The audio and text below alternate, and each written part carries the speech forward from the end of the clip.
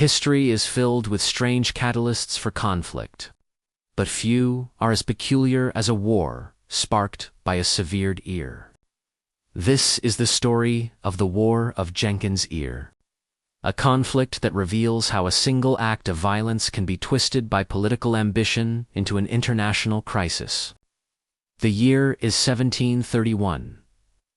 The high seas are a battleground for economic dominance between Great Britain and Spain. Under the 1729 Treaty of Seville, Spain was granted the right to board British vessels in the Americas to check for contraband. This created a tense and volatile atmosphere. In April of that year, the British brig Rebecca, commanded by Captain Robert Jenkins, was sailing from Jamaica. It was stopped and boarded by the Spanish Guardacosta La Isla. The Spanish crew, searching for illegal goods, reportedly found none of major significance. But the encounter escalated. The Spanish commander, in a moment of brutality, seized Captain Jenkins and sliced off his ear, contemptuously telling him to go and tell your king that I will do the same, if he dares to do the same. But the incident did not immediately ignite a war.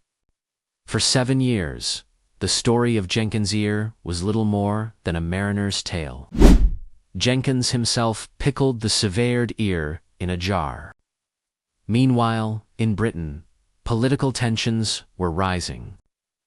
The opposition party, known as the Patriots, sought to undermine the pacifist Prime Minister, Robert Walpole, and push for a more aggressive foreign policy to expand Britain's commercial empire. In 1738, they found their symbol. Robert Jenkins was summoned before a committee of the House of Commons.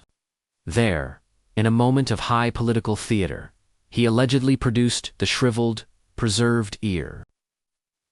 He recounted the tale of his mutilation, and the story, whether entirely true or greatly embellished, caused a sensation.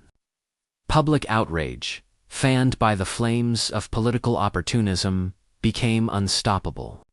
Prime Minister Walpole, who had resisted the calls for war, was overwhelmed. In October 1739, Great Britain officially declared war on Spain. The conflict that followed, known as the War of Jenkins' Ear, was fought primarily in the Caribbean and along the border of the British colony of Georgia and Spanish Florida. It involved thousands of troops and massive naval expeditions,